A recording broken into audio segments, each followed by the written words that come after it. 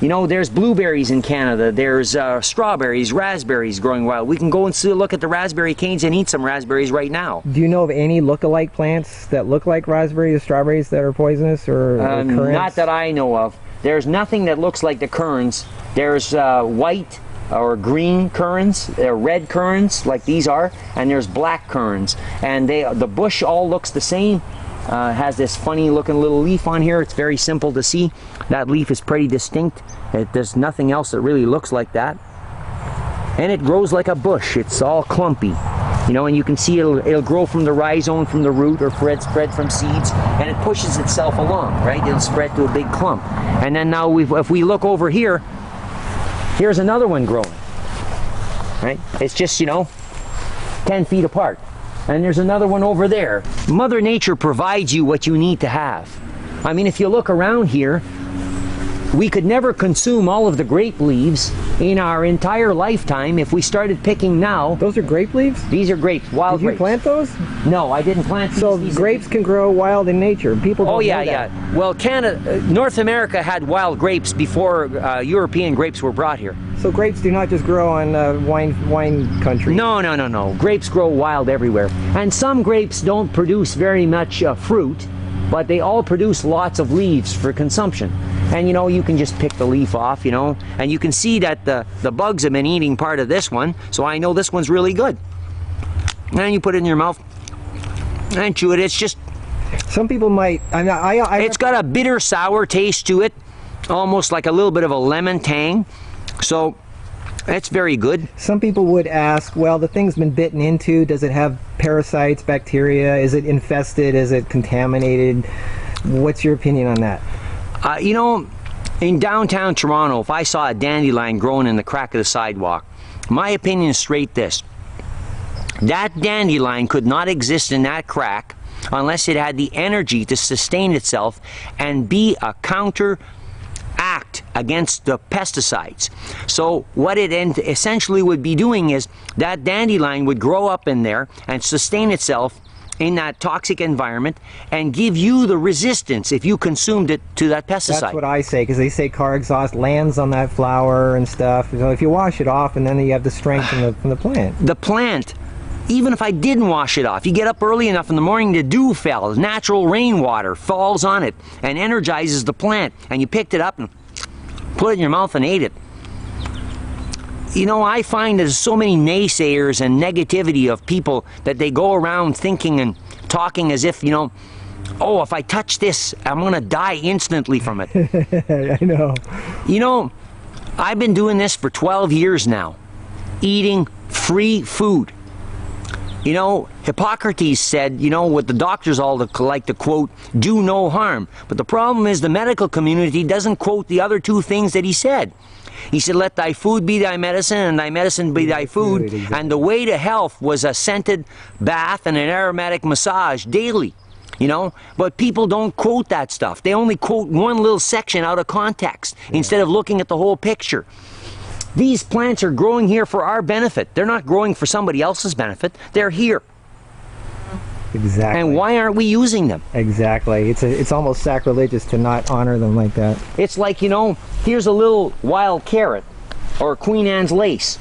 I mean, it's pretty easy to tell this from any other plant. Sorry. The leaf looks like a carrot.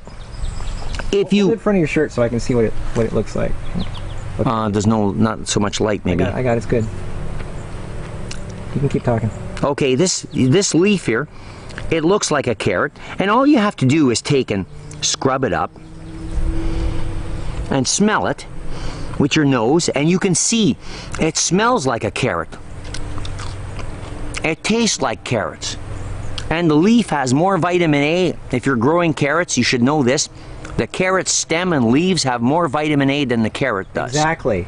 The root's purpose is to create the stuff on top that you can keep regenerating. And you can eat the carrot. No problem. I eat carrots too, but raw and cooked. But the stems, you know, are great in soups, salads, fresh. I eat this all the time. Show me what the flower looks like. Now the flower You'll see tomorrow, I guess, we'll show you this in my backyard. I've left some carrots grow wild, and they look identical to this. And you see, all carrots are Queen Anne's lace. They were grown from that flower. And they're biannual, so they make seed this year, and it produces a good carrot the first year, and then that carrot stays in the ground, gets woody and tough, and then it grows into this flower and it reseeds itself. And you know, it's a simple little flower, you know. Tastes like a carrot. So most plants you can eat the flower, the leaves, the root. Most plants. If you look at this little plant here growing on the ground here, the bees love this. I don't even know what it's called, but you'll see the bees on it sometimes just buzzing around this thing in the springtime. They just love it. They'll sit on this. I just, when I see those flowers out, you see, and you know, you can pick this little flower up. It's a heal all. That stuff will heal anything. I don't know the name. I just know the bees like it. I'm not afraid of it. Very, very powerful. Great plant to have. What about these yellow things? I don't know what those are. I haven't got a clue. So you're not going to touch them until you see a bird? Yeah, or a bee or something going on there, and that. Well, doesn't a bee have to pollinate it? I mean... Yeah, but you know, some plants naturally pollinate, and the bees tend to go to plants that need to be pollinated. And when the bees are going to something that need to be pollinated, I always notice that it grows in great abundance. It grows in a way that you could never consume it all, no matter how much you tried to eat. Like, you know, I point out to people sometimes a field in the springtime covered in yellow flowers of dandelions, and they're telling me, you know, oh, to look at all the dandelions. I say, well, you think you could eat all the flowers and eat all the leaves and eat all the roots? Well, I'd say, well, no. I said, well, why do you think that purpose is there? It's to provide us with all of the nutrients we need to heal our liver. The dandelion is the best thing to eat for your liver. It detoxifies your liver, gives you all the amino acids and the minerals and vitamins that your liver needs. It's very good for helping build the blood, and it's free. It doesn't cost anything. Yet people are going around, you know, like, see, this is a dandelion leaf right here. You know, I love eating these things. They taste good. So the cool thing is all living things have a purpose, even the poisonous ones. I believe the poisonous plants are here to use as medicines that, you know, in certain cases cures like. So you might have some infection or poison or cancer or some problem, and modern society, medical community can't get rid of it. Some of these toxins in these plants, they're discovering now help to get rid of that problem. The problem, what I find with the modern medical system is they want to decipher what the active ingredient is in something, where in nature there's no one active ingredient. It's a composition of synergistic compounds that affect the body. So when you eat a dandelion leaf, or you eat this flower here from this plant, you know, the reason most blue and purple stuff are purple and blue is because they have a type of arsenic in them. That's what blueberries are blue, because primarily they have arsenic in them. And you know, arsenic is a poison, but in that plant or in that blueberry, it's not a poison. It's a benefit to the body because it's a type of arsenic from arsenopyrite, the mineral in the ground that's associated with gold or quartz. And that plant has that color built into it, so you can never take it out. So it has tiny little bits of that mineral in there for a reason to cleanse your body. And it works to cleanse your body of a particular problem. So, you know, when you if you take the arsenic out of it, it's a toxin. But in that plant, with all of the other compounds, it's not a poison to your body, it's a benefit to your body. You were mentioning a tree that was used for expelling parasites. It's a poison, but you could use it. Yeah, we'll have to walk over there and show you the tree. Oh, here's some raspberries right here, right? Now, if you look around, you back up a little bit so you can see these raspberry canes are not in a production line growing, you know, and I intend to grow some in a row so you can get more berries. But these raspberries are having to struggle. And, you know, you got different flowers and you got trees and they're in the shade and they're getting some sun, there's grass around them. And if you taste one of these raspberries, I want to pass it to you, Marcus, so you can actually taste it. You'll see that that raspberry has a natural sugar and a flavor that you can't get from, That's awesome. from growing someplace. You know, and they're not in high production. But the energy value Yeah. of one of these equals like you eating from the store a quart full. Yeah. Because this thing had to work to create that one berry. You know? And the one thing about raspberries, everybody should really know. Anybody with diarrhea in the wintertime and can't seem to solve it, the red raspberry cane, which it'll grow, I think, pretty well anywhere. It grows everywhere in Canada that I know of. Even in the wintertime when there's no leaves on it, you can just take the stem, the hard cane, a couple of inches of it, put it in a boiling water, boil it like tea, drink the tea, and your diarrhea problem will just disappear. Raspberries got ellagic acid, which actually helps heal cancer. Yeah, All this I believe that too. I haven't done a lot of research on that, but I know that the raspberry leaves and the cane are very good for balancing out the internals. If you have diarrhea or you know, you're just losing stuff to fluids too fast, it just slows it all down, calms your intestinal tract back right well. Yeah, it's great medicine. It is. And every fall, you know, later on in the season, I'll collect some cane and leaves and I let them dry so that if, you know, something happens to somebody I need to have that help for them, I always have it on hand. This is value. Your health is what real value is. I always look at life this way. You know, if I'm around longer than anyone else, I mean, I can go to your yard sale and buy it for 5 cents on the dollar. You might have paid $1 million for it, but it's no good to you when you're dead. And maybe your relatives don't want it either. But this, I can have all the time. It's here, and I should be taking care of it. Not enough people are doing things to take care of the environment, or planting food, or growing a small garden. One of the things my father taught me when I was a little kid, he used to say, you know, we'd take the weeds that we'd pull from the garden, and we'd put them in a container and add water to it. And you made natural fertilizer. You put a lid on top of it, and after a few days it starts to smell like the worst manure you ever smelt in your life. And it creates like an acid in there. You can't put your fingers in the water, it'll burn your skin. So you'd take a pair of gloves and you'd make sure you didn't put the water from this green material from the grass and all the weeds on your hands. And you take a watering can and you put that in some water and add it to your water, and you water your vegetable garden. And your vegetable garden starts to grow like weeds because you're giving it the highest form of nitrogen possible. That's one of the things all of the weed plants that grow very, very rapidly in a field do, is rebuild the top layer of the soil. Their roots are growing down deep, so deep in the ground you can't dig them all out. And that's why they keep regrowing. No matter if you put chemicals or sprays down, they keep coming back up because they got a taproot. And they're rebuilding the soil for a purpose, continuously, to improve its quality so that you're getting better nutrition. So acids is kind of like the key word for life. Amino acids, all life comes from. Well, the there's form 100 and some amino acids that the body needs. Basically, from most people's diet, they get less than 20. Some of the wild plants growing on the ground contain 15, 16 amino acids in one plant. So when we're eating by season, which I believe not eating the same thing at all, so my salad will start in the springtime with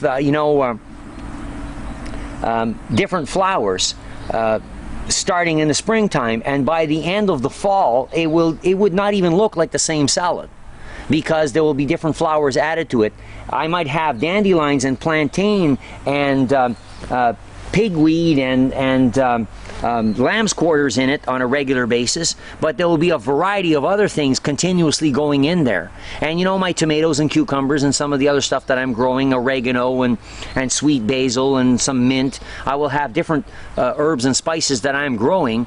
But even with those spices and herbs, that will show you some that I'm growing over here too, I went around and did research to find the hardiest plants, original source plants, not hybridized, plants that will grow every year by themselves and become almost like a weed, like they kind of want to overtake your garden, that you got to really try to control them, because those type of plants are the ones that you want, because they have the greatest amount of energy, because for example, they want to live, they have life force. Yeah, they have a life force in them.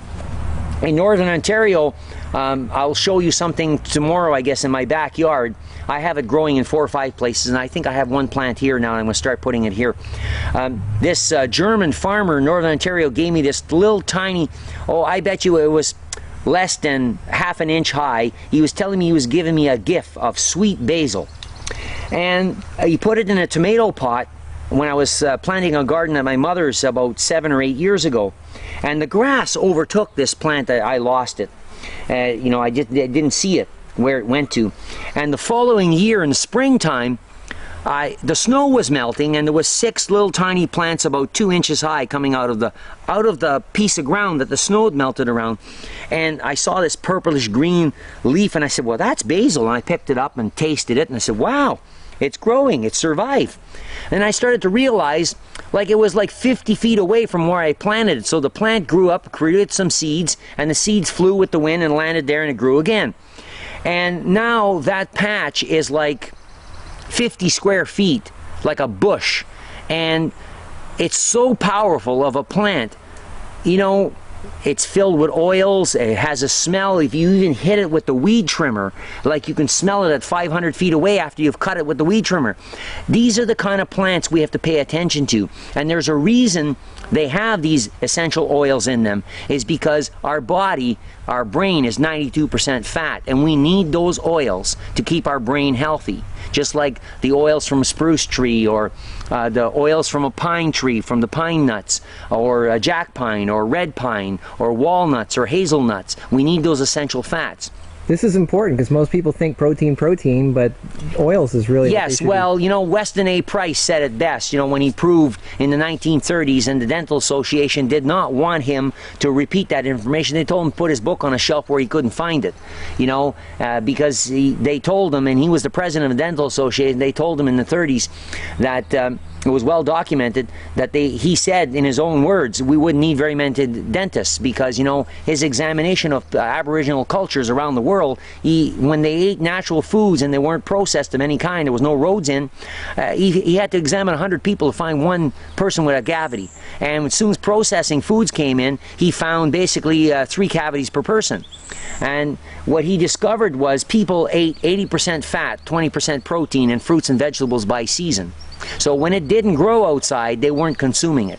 They were consuming their preserved foods, but they weren't, and fermented foods, but they weren't eating green all the time. They were eating a variety. Now, from spring to fall, I eat a lot of green material. I probably, it's got to be in the summertime 70 to 80% of my diet. I look at nature a lot. I mean, bears tend to bulk up on certain vegetable material in the fall. Bear's one of the creatures that never gets cancer, and I mean, they eat rotten meat full of maggots. I mean, you couldn't do that and live, but they do. And one of the things that bear does is he goes underneath the oak trees in the fall and he eats the acorns.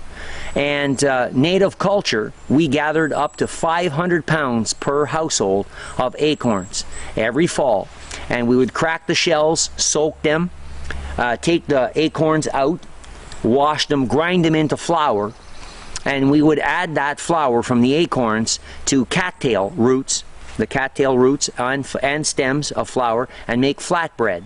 And that was a bread that was natural wild bannock. That was real bannock in native culture.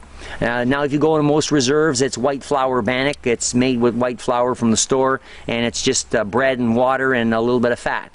But real bannock was consumed and made from acorn nuts and the root and the tops of cattails. This is real native flower, but nobody does it today, hardly at all. So, you know, it's unfortunate, but factual. And this is real free food. If we'll show you later, I probably got an acre of cattails on this property, and you can go everywhere in northern Ontario in the wintertime, and the top of the cattail is sitting up all winter long. It stays on there from September till May. You can take the top, break it apart, grind it in a mortar and pestle, or grind it in a wood pestle, and you've got free flour. So there is food for people in wintertime, even when it's snowing. Yes, all around the fields. Like, you know, for example, around the edge of the fields, you see how this grass, this is Timothy type grass, and it has this little flowerette on here. Well, these seeds, I mean, the cow eats them and doesn't die. He eats the grass. The goat eats this and he doesn't die. I mean, so But they what have do you... 4 stomachs. Yeah, I understand that, but still, you're not going to die. You're going to get some nutrients from it. Now, you can't regurgitate it and digest it like a cow or a goat. But what if you sprout it or soak it or... You could sprout it or soak it, or grind it into flour and bake it as bread, and you would get nutrients from it. You know, what do you say to these people, and be as honest and blunt as you want to, that live in the city and say, well, what do I eat in the wintertime? well, Who don't have all these wild plants that you have? There's always a local park. I mean, we'll show you tomorrow when we'll be around my house in the city, and we'll walk around the park, and there's thousands of pounds of food. There's wild apple trees, there's fruit trees growing people galore. will say, well, the government sprays, though. Now it's against the law in Ontario to spray anywhere in the but parks. in the United States or in a lot of the other countries. Yeah, they do, but you know what's something? Pay attention to nature again. I mean, if you go to an apple tree, like we showed you here, and you see the spots on the apples, you know they haven't been sprayed for everything, so there's got to be some worm population. And when the apples are ripe, falling from the tree, you know, in the United States, pretty well, they got a deer problem, just like they have here in Ontario. I mean, if the deer aren't eating the apples, I mean, and they're not dropping dead, so... You know, right. You know, the animals are consuming it, so you have to educate yourself. I mean, if you're relying on somebody else like me to come along and whack you in the head with a big stick to wake you up, it ain't gonna happen. I'm too busy feeding myself. It's not gonna happen. I'm not gonna come and babysit you, you know? So maybe the answer would be go to your grocery store and buy what you can that's as close to nature as possible. Go and get as many wild plants as you can, but not everybody in the city can go to the park. And 14 years ago, when I was sick, I started slowly. 12 years ago, I told my wife one day we're going to grow everything ourselves. So my garden, my backyard was pretty manicured at one time, and we were growing a lot of food. I mean, from 7 tomato plants, I made 3 bushels of tomatoes, and we ate all summer. I mean, 3 bushels of jars of sauce for the wintertime. So I can do all that stuff. But then the more I investigated, I started realizing I didn't have to work that hard to have food. I mean, look, this is a lawn. If you zoom in on this lawn, if we started right now trying to pick every dandelion leaf off of this lawn, we could work for the next 6 months and we would never do it. It's impossible. I mean, they're everywhere. once you pick it, it grows back. Free food. We cut this grass yesterday to trim it down because it started to rain. It rained. And, you know, if we don't keep it under context and keep it cut, I mean, this will be a hayfield in a week. So people just don't understand the ability nature provides you so much. You can never consume it all. It's not possible. The only way I find that people, you know, you look at third world countries where there's famines and stuff like that, 90% of the time there's a war in that place. Yeah. There's a drought because of lack of water created by the war, because they're bombing the place, they're putting chemicals down, they're killing the natural vegetation for one person's power struggle.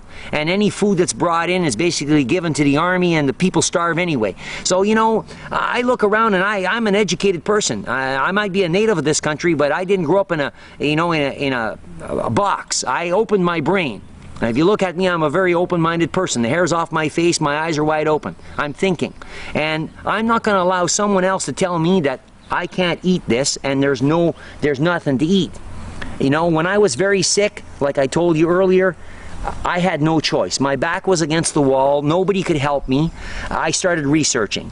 I spent hours and hours and hours standing in a chapter bookstore, reading books, looking at videos. That's how I met you, Marcus. I went to your conference. I met you at a health foods show. I don't believe there's any accidents. I believe the creator wanted me to be there. I had no intention of going that day to a health show. I was downtown for some other purpose, saw it was on, went in, was walking around looking at different things. I went out of my way to understand and teach myself and to study. You know, when I was a kid growing up, you would walking through the forest or going on a walk, and this is a blue spruce here in Canada, but that's basically a native tree of the United States. More southern states, blue spruce was more famous for. And it grows into Canada too, and these are pretty big trees. Now, the spruces that grow in Canada are the red, white, and black. The black is way up north. The red and white are more central, and blue spruce and mixed with it. All spruce trees produce gum, a resin. The spruce trees are even written about in Bible text. You want to walk up to it and show us what it looks like? You know, like every time somebody cuts a branch off, you'll see that the gum starts to come out in a little hard resin. You can see it right here. This here is soft, right here. And you know, there's other balls. If we look around, we'll find the tree has, right here, the gum is pretty hard. You see, there's hard pieces. So now, when we were kids growing up, people would take a piece of that gum off and stick it in your mouth. All spruce trees were the production of the first gums. Juicy fruit, spearmint, and all that were all made from gum from spruce trees. That's where first chewing gum came from. It was a North American native tradition to chew this gum because native peoples knew that this tree gives you B vitamins, everything except B12. So they used to, at one time, old native culture, hundreds of years ago, when North Americans first, Europeans first came here, they took the needles from the fresh growth of needles here, this long. They took the cones and the gum, and they took maple syrup that was lightly boiled, and they put all of that together, and they made spruce beer, a fermented beer. It was a thick, stout, dark brown beer. It didn't taste sweet, but it was high in B vitamins, so that in the wintertime, you got B vitamins because you weren't eating too many seeds and grains. You got your B vitamins from this tree. And the needle trees are really good for your respiratory system and fighting infections. I tell people, I have a little saying. It's you can seek help, just be patient. And it names 7 green trees: the yew, spruce, hemlock, the pine. There's another one I'm trying to think of right now, but anyway, it'll come to my brain. But all those 7 trees are in that little statement, and we'll put that up for people. And hemlock trees, by the way, folks, is not the same as the hemlock plant. No, it's not. It's a tree. It's an evergreen tree. And it's not poisonous. Horse farmers use hemlock as barn boards inside because horses won't eat the wood. That's why they use hemlock. That's what hemlock is really famous for in horse farming. But all these green trees provide you a form of vitamin C for the winter time. I use all 7 trees in combination to make herbal teas or preparation for whatever different situation you can imagine. They're all valuable. If you ever have to camp someplace in a forest and there happens to be, like in certain parts of Ontario, rattlesnakes, or if you're in the southern United States, you take spruce trees and take the needles and put them on the ground around your campsite or in the bottom around the edge of your tent, and no soft-bellied creature will come in. So no snakes, rats, mice will crawl in. Who would want to crawl over some needles? Yeah, well, that stuff stays picky. Even when it's dry, it's as picky as hell, so they won't crawl over it. They stay away from it. And so, you know, I learned those kind of things as a kid growing up in the forest, you know, outside the city. Just basic, simple stuff. Like, you want to keep snakes out, you put this stuff around, and they don't want to crawl over it. And it's that simple. It's amazing. Someone told me the other day too, they came from Cyprus, and when they would go camp in the fields, they used garlic powder and put around their potato sacks. And you know, I never thought of that before, but I'm going to try it around here too with my garden for the deer, because they say that it works for deer as well, to keep them away from your garden. Garlic powder. You know, everything we need is already here. Whether we cultivate some of it because we need to, or whether it's just free and natural like I pick lots of. I mean, and you'll see evidence of that in my house. We got bags and bags of stuff that we've collected. Well, let's show us some fun stuff here. Let's go.